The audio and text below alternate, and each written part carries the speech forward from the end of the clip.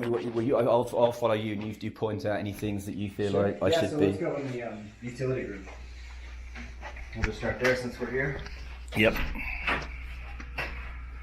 So the guts of the place. It's kind of just like dumped in one small space. Yeah. They did replace the furnace and the air conditioner in 2017, so that's all nice and new.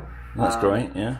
The bad news is there's actually a leak here. You can actually see a little bit of staining here and up here, and there actually is water comes through here. Basically, what's happening is because this is a high efficiency furnace, one of the byproducts ends up being water. When the fan is running, you're pushing this water vapor up through this pipe. It condenses in the pipe, and usually it just runs back down in, and it goes to the drain, and everything's fine. In this case, there's a leak somewhere in the connections up here, and so it's probably a very simple fix. Yeah, because it's just PVC pipe. Yeah. But somebody's got to get up there. But you can see there's just a small water stain on the ceiling. Yep. That's why they cut all this out. Yep. To try to fix it. They just haven't actually fixed it yet. Okay. So it may be something they are aware of and they're in the process of fixing, but yeah, there may. There may actually be something that they mentioned about that, but I'd have to double check. Okay. Because right now it's dry, but when I run the furnace, I get a little bit of water coming down, so it is an active. No, understood. Problem. So yep.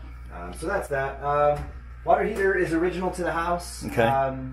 The one thing I did notice, obviously, you can see there's some oxidation going on down here. There is actually a little bit of water that drips out of this. That's usually a bad valve. So either the valve is bad or there really is too much pressure inside the tank. So it could be as simple as just replacing this. Yeah. And that's not an expensive thing to do. If it were something more substantial, then obviously potentially the whole tank gets replaced, but you wouldn't know that unless you asked a plumber. But I don't think that's the case. This is like an $80 part or something. So it's a plumber to come along and give an opinion, is it? First, yeah, okay. Yeah. Water conditioner I don't do much with at all, just that it's here. Radon fan. So you got a radon mitigation system. We're not doing testing. We don't need to do testing. I think they sent us a recent report that seemed to suggest it was very low. Yeah. Okay, good. Yeah, these systems are very effective. So yes. So no worries on that. Main electrical panel, everything was good there. So I think down here that's about it. Okay. Ran the washer dryer, that was all fine. Yep, they seem to be, I think they're pretty much brand new, aren't they? This is just a sprinkler system. Yes. I don't do much with these things. Okay. What did I say? Yes, it's here. Yeah. It's, my brother-in-law has a condo up up on Spanish Peaks. Oh, yeah. And Mike, who's the buyer, has spent many weekends there. Looks pretty similar to the system they have in that one. So. Yeah, they just have to be maintained. Yeah. Every once in a while you have them checked. I'll note everything in here that's, big Understood. stuff, little stuff. Like, there's a piece of trim that's missing on the end. It's the back side of this. Well, it's inside a closet. Who cares? Okay. All right. Yeah. Let's see, in the garage, the only thing I commented on in the garage was more a question than an answer, but they cut a hole in the ceiling here. I'm not sure why. Okay. I presume it was to access something. Yeah. Maybe there was a password, maybe they just needed to get to something, I don't really know. But you may ask them just to do some finish work and pretty good begin. And then this is the other question I had was this. See how this piece of concrete's been cut out and they put a new piece in, and if you look along the edge here, see this has all been cracked. So it's possible that they had some settlement, some movement, something happened. Probably initially. I don't know. No. I don't know. I don't see, there's not any cracks along the drywall in here. Yeah. There wasn't any signs of any structural movement. Yeah. If I didn't see this, I wouldn't think anything of it. But it would be a question that I would ask. Yeah. No, I understood. Yeah. It's. Obviously, it's been fixed. It looks like it was a professional job, right? Like somebody cut the concrete out, put a new piece there. Yeah. But you may just try to get some more information on that. Yeah, understood. Yeah. I think that I didn't see in here because they had a very nice Rubicon sitting here, which naturally when they did make the point of saying doesn't convey, but.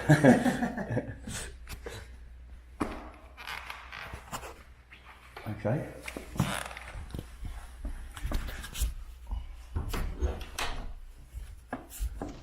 little bit of settlement in the concrete would be to be expected, wouldn't it? But I suppose there's that looks a little bit as though something more significant has been mitigated, you know. Yeah, it looks like there was more than that, and then they fixed it. Yeah, yeah. Now it appears to be okay. So.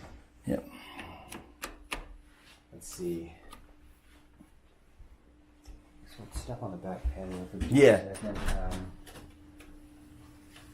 I mean, obviously there's a pretty significant negative grade here, but I don't see any problems. It is kind of dug out underneath here, but no signs of any water coming in, so I'm not terribly concerned about that. Good, because that was obviously one of Mike's primary thing was the grade and the potential for that. But, yeah, I mean, obviously, ideally you'd have a retaining wall back here. Yeah.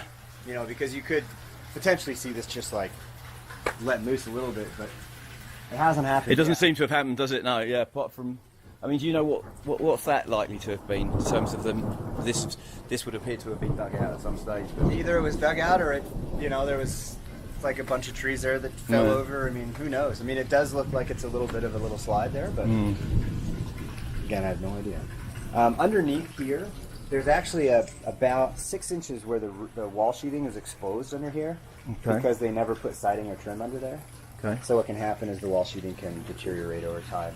It really hasn't yet. I haven't really seen any damage there, and it has been 12 years, so you could say, well, it hasn't happened yet. It is undercover. Obviously, there's not a lot of exposure to water, so it would be kind of a slow burn. But if you wanted to fix it, somebody call down there with a board and screw it in and put some caulk on it. Okay.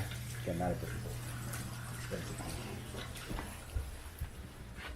I operate all the appliances. One of the only things I kind of, and this is just sort of an annoyance more than anything, but this thing sticks kind of on the side. You can see there's a couple little scratches and whatever. I mean, it does work. It's just kind of a pain in the neck. So that's more of a maintenance kind of thing. Mm-hmm. Mm-hmm.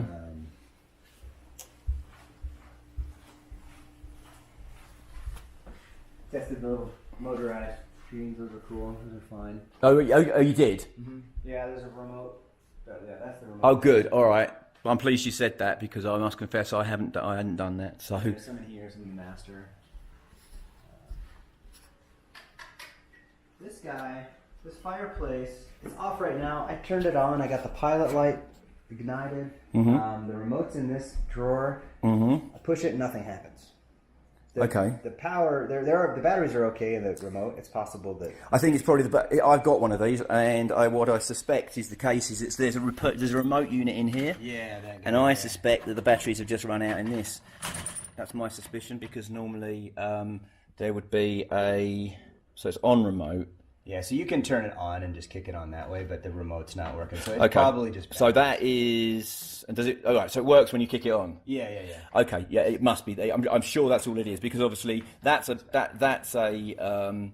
super common thing. Yeah, so that... and it's not even flashing, so that the batteries are definitely gone on it. Yeah. And that's a manual turn on, so... so I'm pretty sure that that's all that is, yeah. Yeah, exactly. Let's see, so... Outside on the deck, I was pretty happy with everything out there. If we just talk about, since we don't need to be standing there, right? The roof is, there's some deterioration there that's expected for 12 years old. It's probably more than I would expect for 12 years, but we're also at a high elevation with tons of snow, lots of sun exposure, so it's not excessive from that point of view. Yeah. That said, they're not going to get 25 years out of this roof. If they were to get to 20, they'd be lucky. I mean, there's a fair amount of granular loss, and what happens is that underlayment starts to become exposed, and it starts to get brittle and crack, and eventually you get a leak here, you get a leak there, and then you just end up replacing it. Understood. I mean, I think that, it's quite... Mike spoke to the architects that were Locati. Yeah. And I think that they said... about the roof that now if it was being built, it would be built with a cold roof. Is that and now? So I'm wondering if basically the extra deterioration might have been the factor that it's that I guess it's been sat perhaps often with a lot of snow on the top of it perhaps, and if it was more occupied, perhaps they might have mitigated that a little bit more. But and it might be it's like I think that a lot of it's just design, location, exposure, time. There's not a whole lot you can do about it. It's just for him purchasing the house, having that expectation that all right, I'm probably going to replace this roof in the next 5 years. Yeah. Okay. Yeah. All right, fair enough. There's, and it's kind of hard to see it on my flashlight on me, but at these two corners, these wall corners, they've patched them like that, especially on the right side here. That's been patched. And there's actually a small bit of water staining on this wall. Okay. It's probably from condensation from those windows above. Yeah. And it just kind of trickles down a little bit. It's not